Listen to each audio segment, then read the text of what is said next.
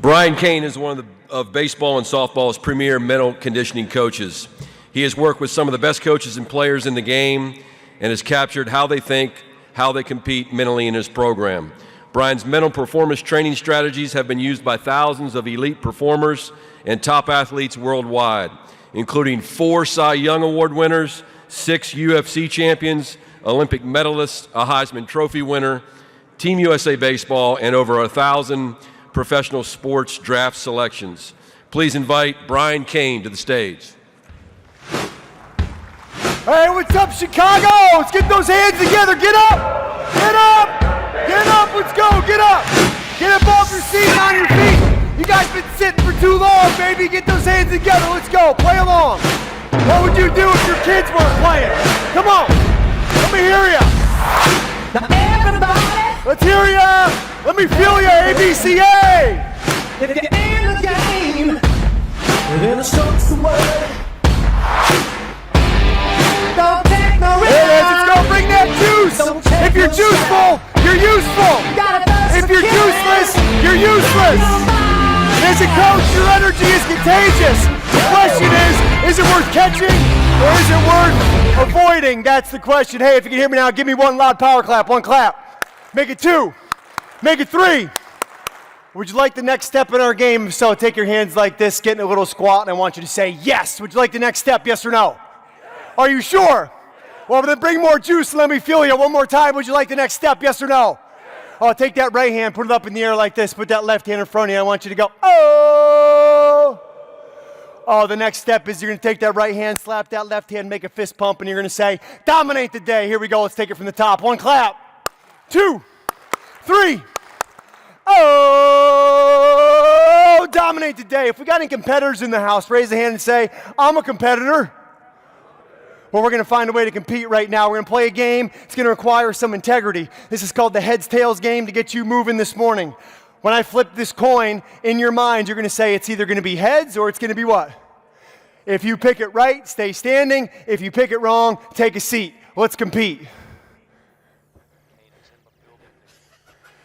Can we get that music turned up, please? A little bit louder on that music. I want ear bleeding volume. Let's go.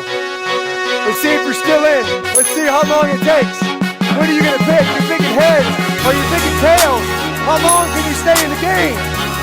How long can you make it? Who's our competitors out here? How many we got left? Man, you guys are in the wrong city. You should be in Vegas if you're still standing up.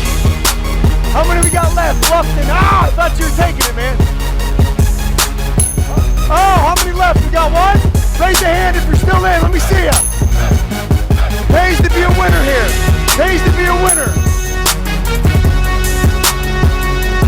We got 1. Is there anybody left? Raise a hand. Oh, dominate the day. Give yourself 1 power clap. 2, 3. Oh, dominate the day. Hey, I'd like to start today with what I call 3 rules of engagement. How many rules? Because raise a hand if you feel like right now coaching is harder than it's ever been, getting your athletes to pay attention and to lock in and focus. Raise a hand and say, aye. Aye. Well, why is it important that they focus? It's important because their focus determines their future. And as a coach, their focus and their performance largely determines your future in certain places. So today I want to share with you what I call 3 rules of engagement that I'm going to role play with you here today that you can use with your athletes to make sure that they are locked into that present moment. The first one is called callbacks. Called what? And that's exactly it. It's a check for understanding.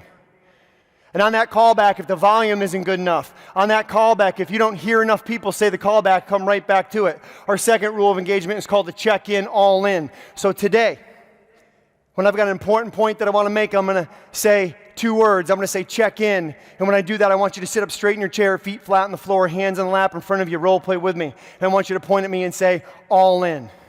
Let's role play. Check in. Oh, now you got to match my energy. Let me give you what I call level 3 energy here. Check in. All in. One more time. Check in. All in. Now, if I kick it to level 8, man, if I take it up a notch, I want you to do the same thing. Let me hear you. Check in. Because you got to bring the juice. Because if you're juiceful, you're what, coaches? Useful. And if you're juiceless, well, you're useless. So let's make sure we bring energy because please write this down. Energy is your edge. And as a coach, your energy is contagious. The question is it worth catching? I grew up in a small town in Massachusetts. Football, baseball, basketball player was like being the best snowboarder in Mexico. Small town, not a great competitive sample. I went to the University of Vermont, played for Coach Bill Courier. I was a pitcher there, probably the worst pitcher in college baseball history. Wasn't because of work ethic, wasn't because of attitude, wasn't because of desire. It was simply because my focus was off, as you'll see here later. I focused on trying to get people out instead of trying to make pitches. I focused on trying to be a starter instead of becoming a better pitcher. That drove me to try to find out why. Why was I not successful? What was the thing that I needed? What was the missing link? And it led me to a man named Ken Ravizza, who helped me get a job with the Cotuit Kettleers coaching baseball in the Cape Cod League in 2001. Took me to Cal State Fullerton as a grad assistant 2002 and 3, studying under the great Dr. Ken Ravizza as an assistant with the Fullerton baseball program. I then go back to Vermont. I'm a high school teacher. I'm a softball and football coach. Become an athletic director in the state of Vermont in 2004 while Fullerton wins the College World Series. About 2006, Dave Serrano gets the job at UC Irvine. I start with Irvine, TCU, and Coach Schloss, Coach Corbin at Vanderbilt in 2006. And from there, it's kind of matriculated to a lot of programs across the country and teams around the world. And it started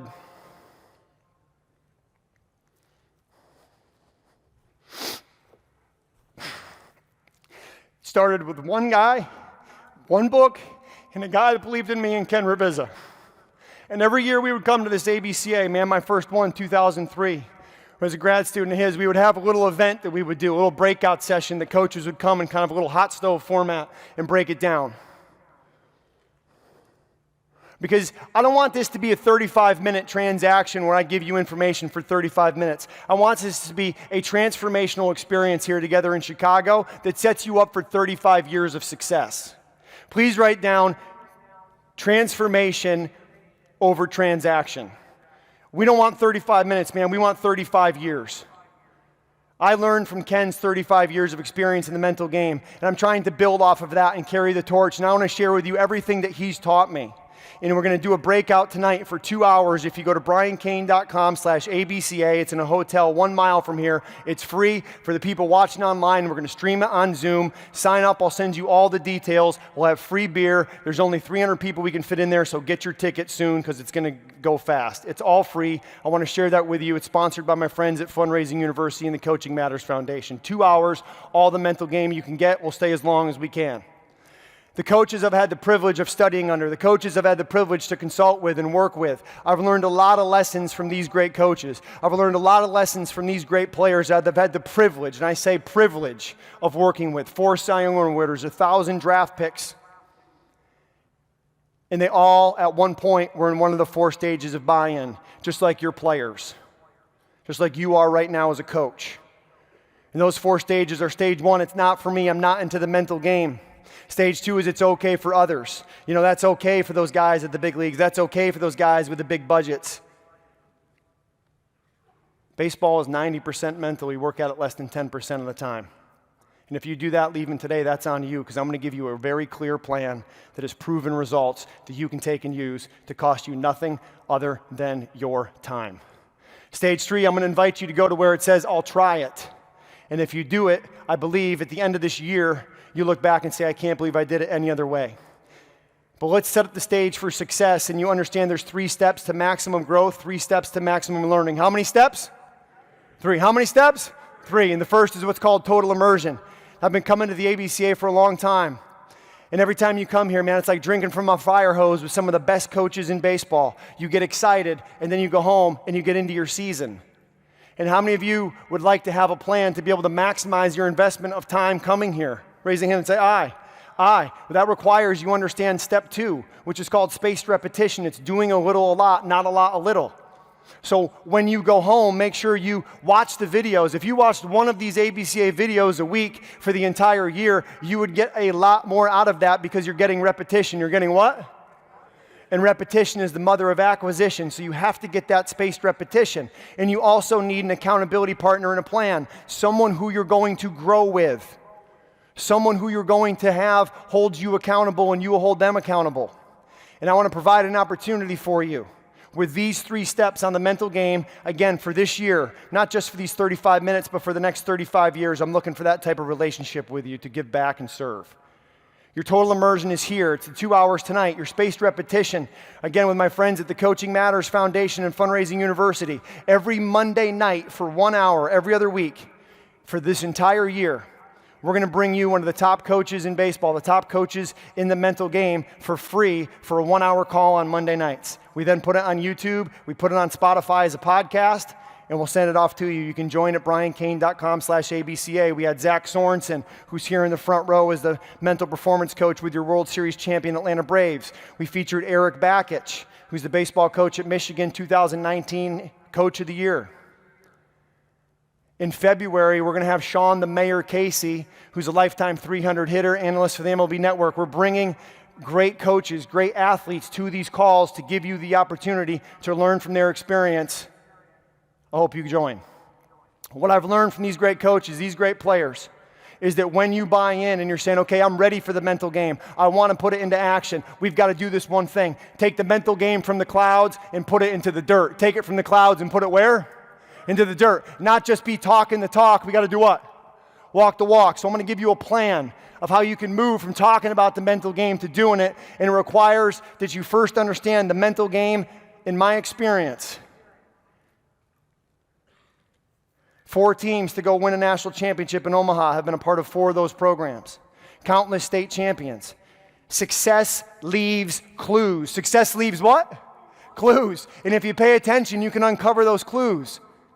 And 10 of those clues are, this is what they're working on. They're working to build an elite mindset. You'll hear coaches talking about using a classroom to teach mindset. They build the skill of motivation and commitment.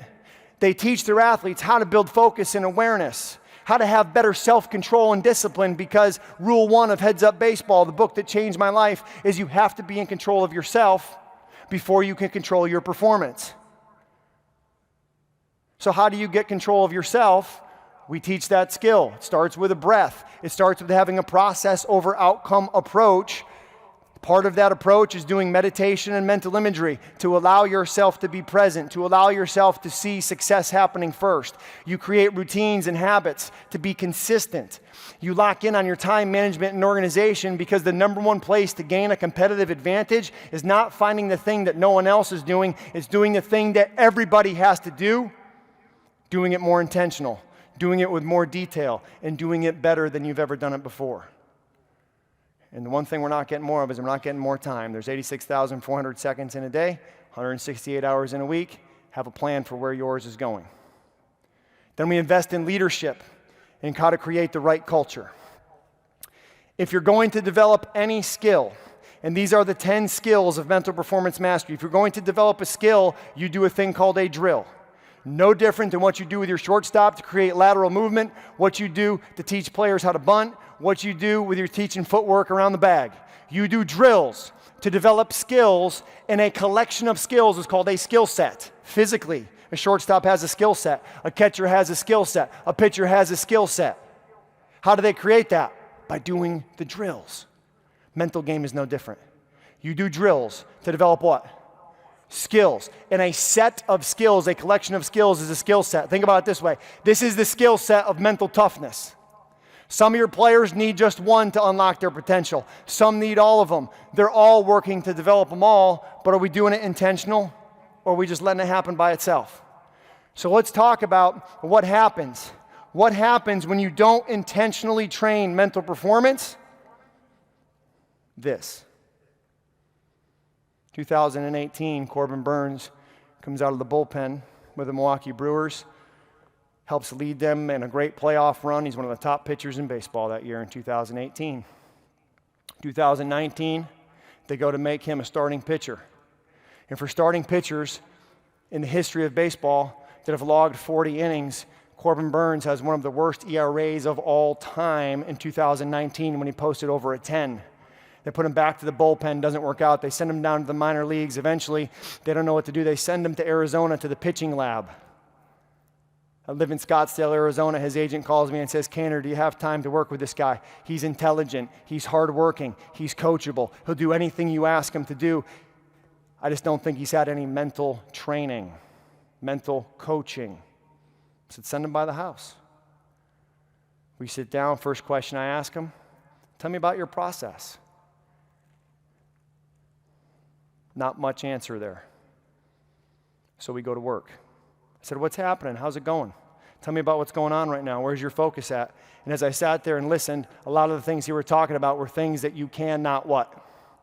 Control. And this game is littered, gentlemen, with things that you can't control. Umpires, the weather, a pandemic, your team winning a game. You don't control that. You can influence it, but you can't control it. You don't control the results. You participate in them. Thank you, Augie Garrido. But when you take these two circles, the things that matter and the things you can't control, that's where you want to drive your focus. And when we take a look at this list, there's a list of things that you can control, beginning with yourself and your ape. And there's a list of things that you cannot control. And ask yourself, where's your time going? One of the best activities that you can do with your team is to go into a classroom, draw a line on a whiteboard down the center, right here. Here's what I can control. Here's what I can't control. Make a list and encourage and challenge your athletes to lock in on the things they can control and let go of the things that they can't. And to reinforce this point, I need a volunteer. And that volunteer can be anybody in this room right now that has ever wanted to, has the dream of, has the vision of coming up and speaking on this stage. Look, if you ever want to speak at this ABCA and you haven't had the chance, I want you to come up here and join me on the stage. If you want to do that, you got 30 seconds. Come on, who wants it? Who wants to come and someday be on the stage? Someday you want to come and speak here, come on down. You got 30 seconds. This is what it looks like, gentlemen. Here it is, man. You can't see anybody in the audience. Kind of weird, eh? You can't make out any faces. You can hardly see anybody. But you can feel the energy, man. You can see the passion. You can see people out here that are on a mission to change lives through the game of baseball. Gentlemen, this is what it's like.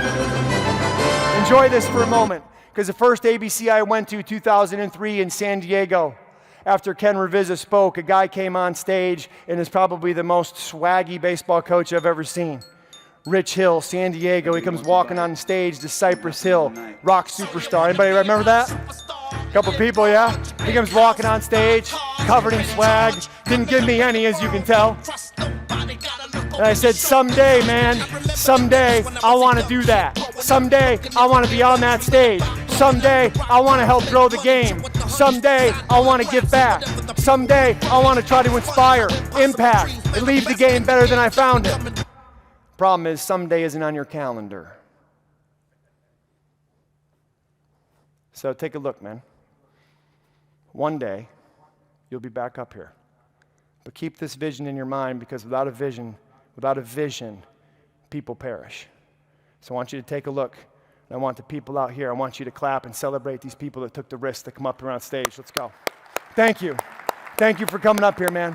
Who was first? Who was the first one up here? Pays to be a winner. What's your name? Sean. Sean, nice to meet you. Everybody say, what's up, Sean? Hey, guys, it pays to be a winner. Safely back to your seats. Sean, stay with me. We got work to do. Can I see this, please? Let's give them a slow clap on the way back, please.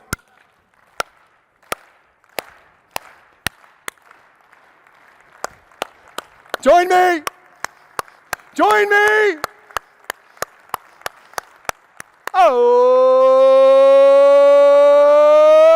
dominate today. Sean, where are you from? Manheim, Pennsylvania. Pennsylvania, PA, fantastic. Sean, here's what I want you to do. We're going to have a little activity here. I'm going to have you take this bat provided by Fundraising University, and I'm going to want you to try to balance this bat here, looking at the top of the bat, right there. We're going to count to 10 for you as you balance this bat. Here you go. 2 fingers on the bottom, counting to 10. Join me, please. 1, 2, let me hear you.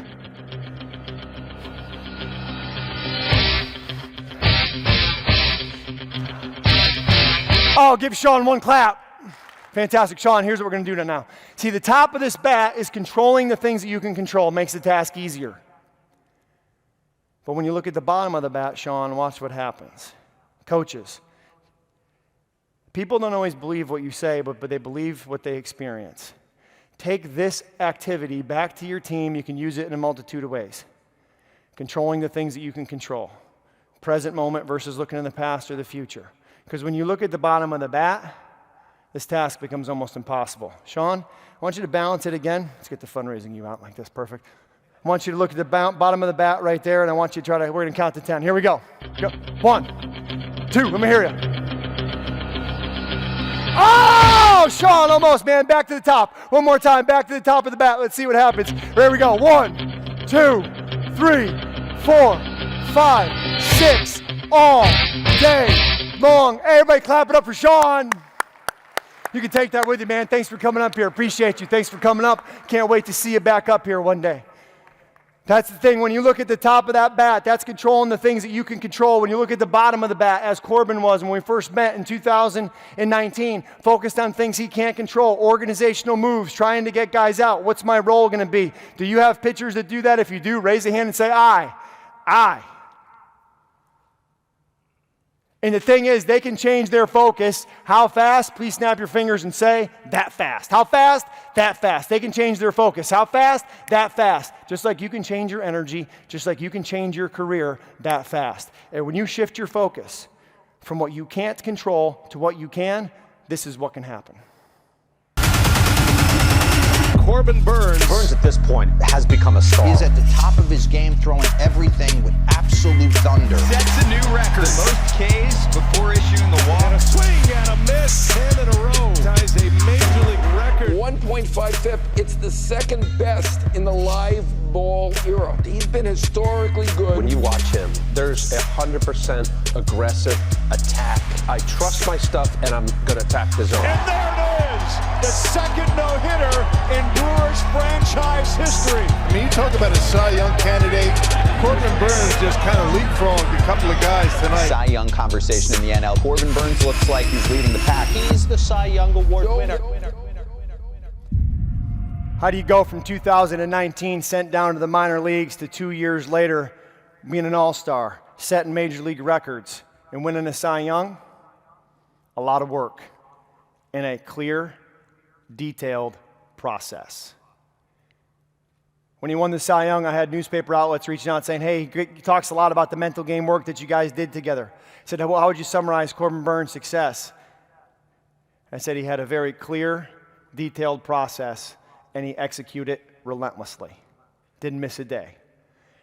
Corbin gave me permission to talk about things that some of the work that we've done together. We did a podcast together where he explains everything from his perspective about working in the mental game. If you search Brian Cain, Corbin Burnes podcast, you'll find it. But I encourage you with this. As the fourth Cy Young Award winner, I've had the privilege of getting to know from Arrieta to David Price, Trevor Bauer to Corbin Burnes. Don't measure your success and outcomes out of your control. Measure them in the relationships that you make and the weddings you get invitations to. Please write down weddings over wins, coaches. This is not a transactional outcome business. This is a transformational mission about helping other people go places they can't get to by themselves. So I'm honored to share with you some of the things that we did together to help give him the best chance for success and create that process over outcome approach. I want to follow up on what you guys were talking about with Corbin Burnes, just being more locked in and really taking that huge jump.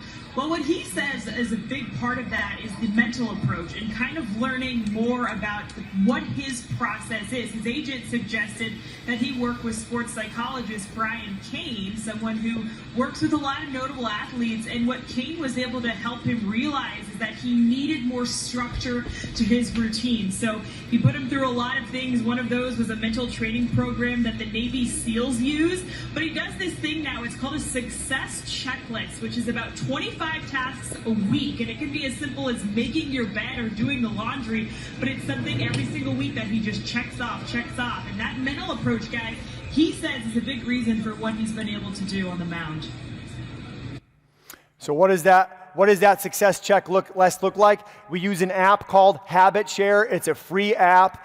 If you get nothing else out of our time together, use this app for yourself. Use this app with the people who you lead and coach. This is Corbin's in-season success checklist.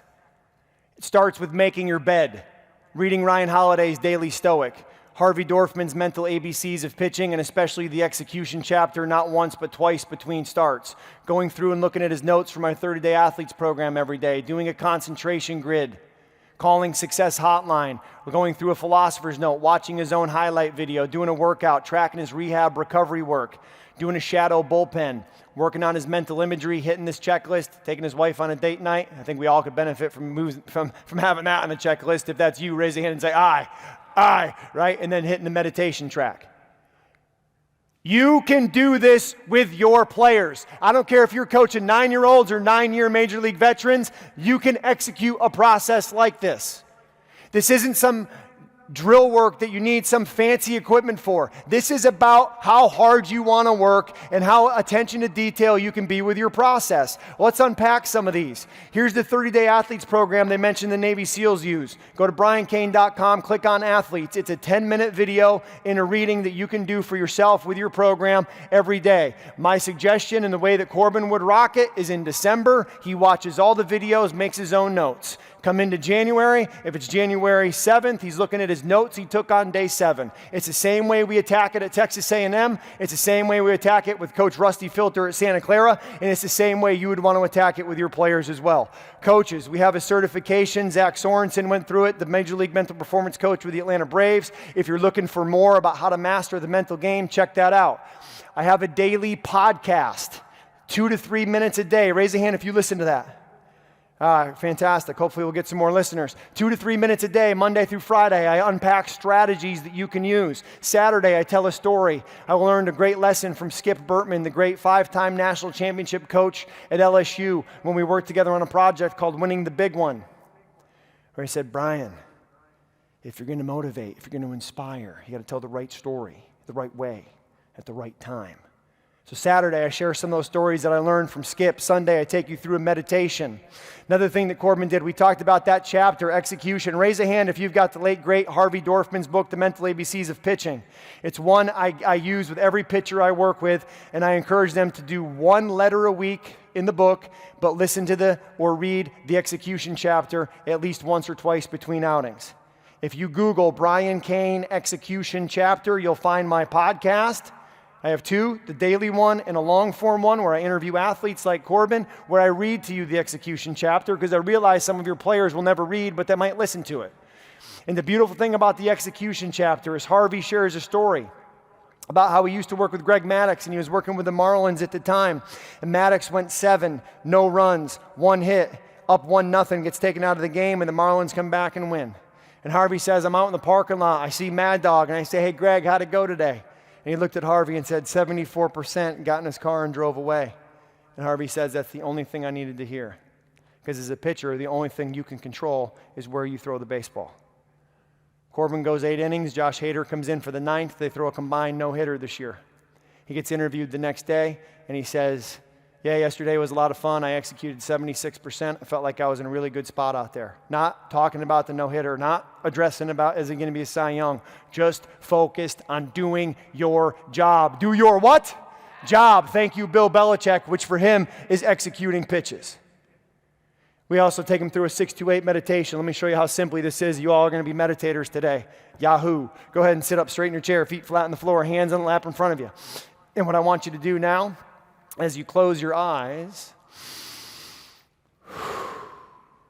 is I want you to focus on the triangle made up between the tip of your nose and the corners of your mouth. And I want you to inhale for a count of 6, hold for 2, and then exhale for 8.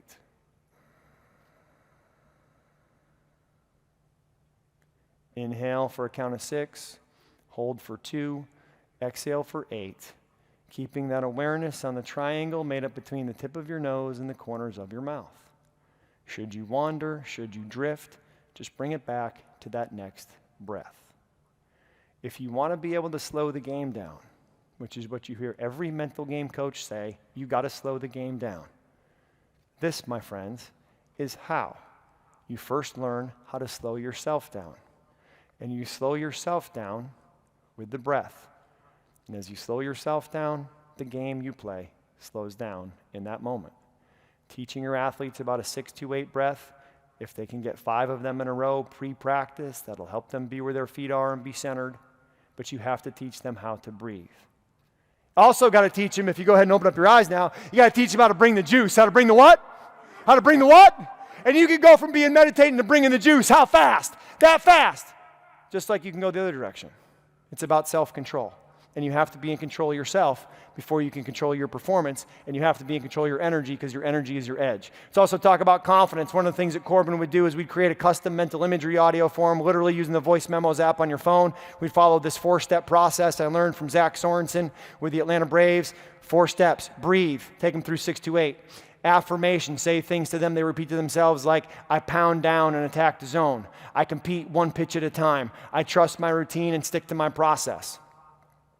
We then have them look back at their previous success. I shouldn't say at the day, look back at your previous success. I say go back and replay the times when you were pitching at your best. And then look forward to your next outing. You follow that 4-step process. We do about 2 minutes in each area. Takes about 8 minutes total. Now you know how to create a mental imagery audio.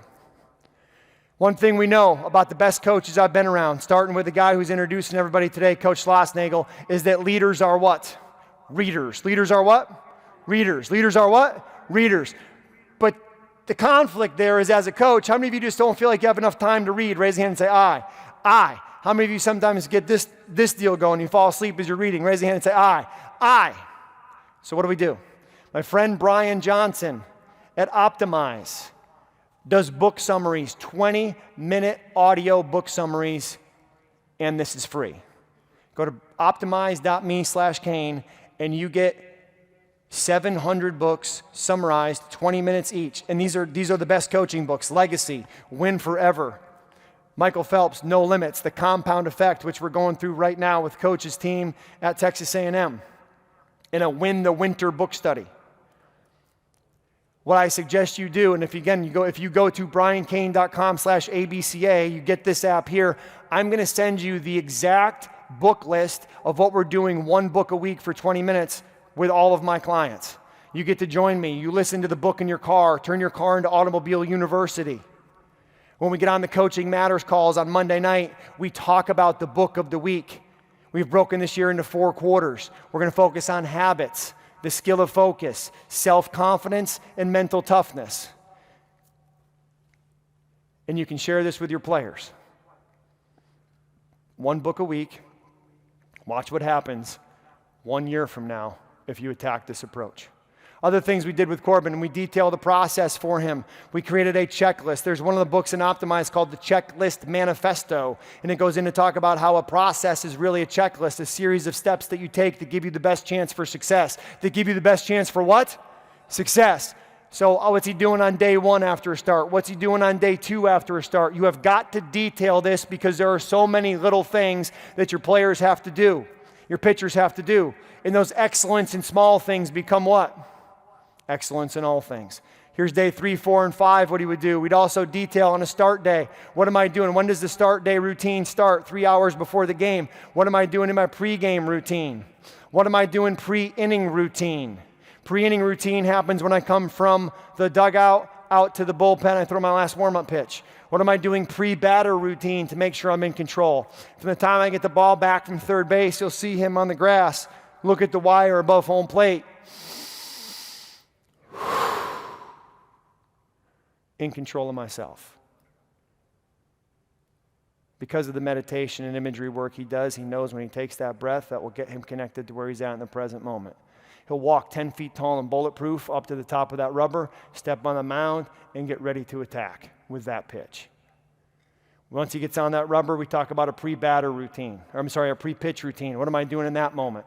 If he gets out of control, runs into red, yellow lights, because everyone will run into red, yellow lights. What do? Check in, all in. Check in, all in. You got to have something to go to when this game gives you the adversity that's built into it. And adversity, my friends, is not to be avoided. Adversity is your advantage, right? A setback is not a setback. It's a setup for a comeback.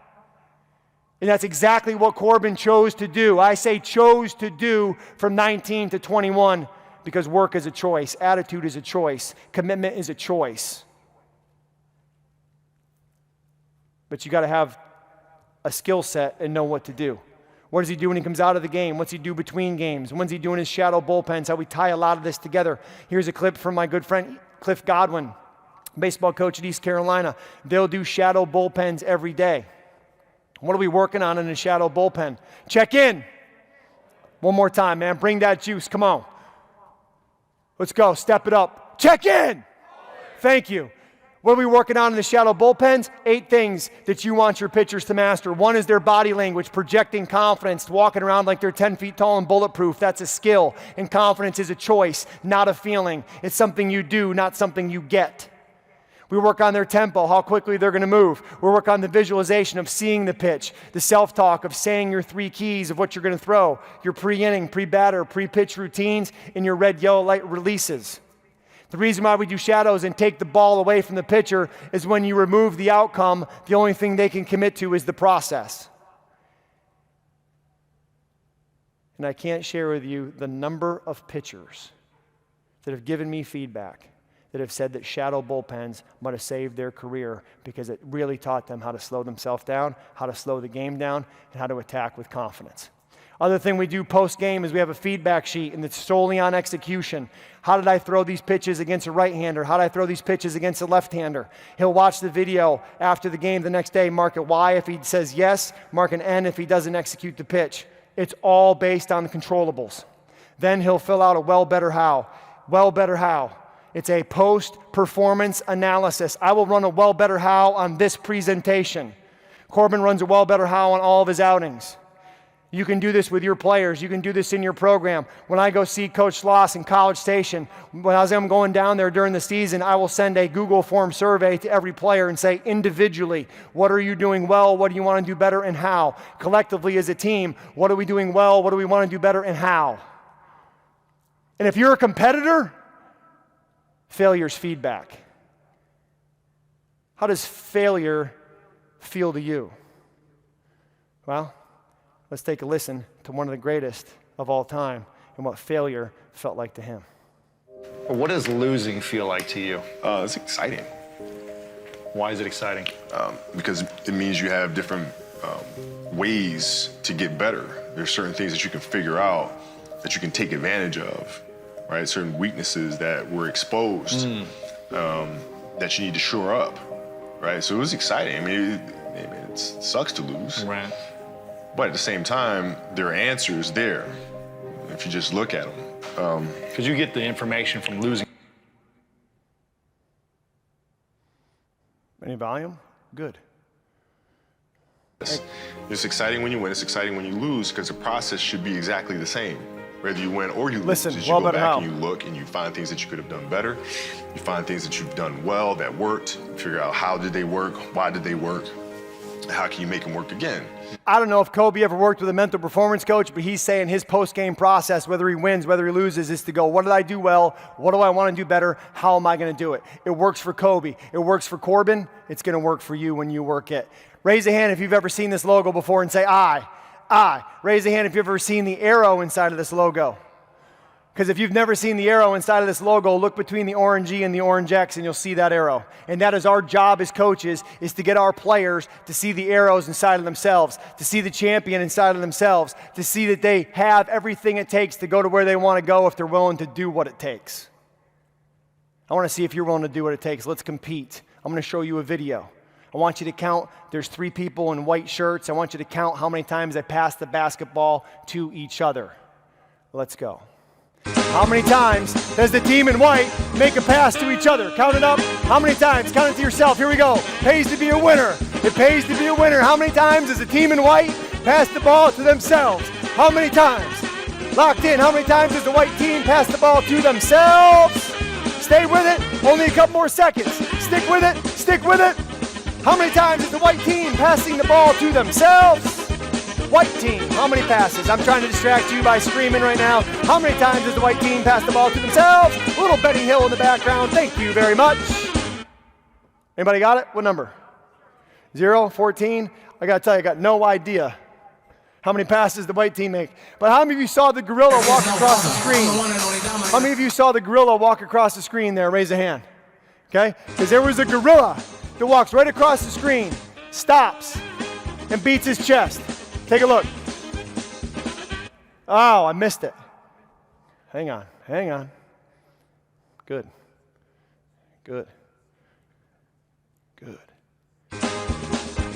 Fantastic. How many of you saw the gorilla? Raise a hand and say, I. Those of you that didn't see the gorilla are sitting there going, man, I didn't see the gorilla. What you talking about, Caner? Well, the gorilla's there, and I'm going to tell you why. If you didn't see the gorilla, there's probably a lot of other things in your program in your life that you're not seeing that are holding you back, and you got no idea. Come to the event tonight, and I'll tell you what those things are. Let's go. Dominate the day. Thank you.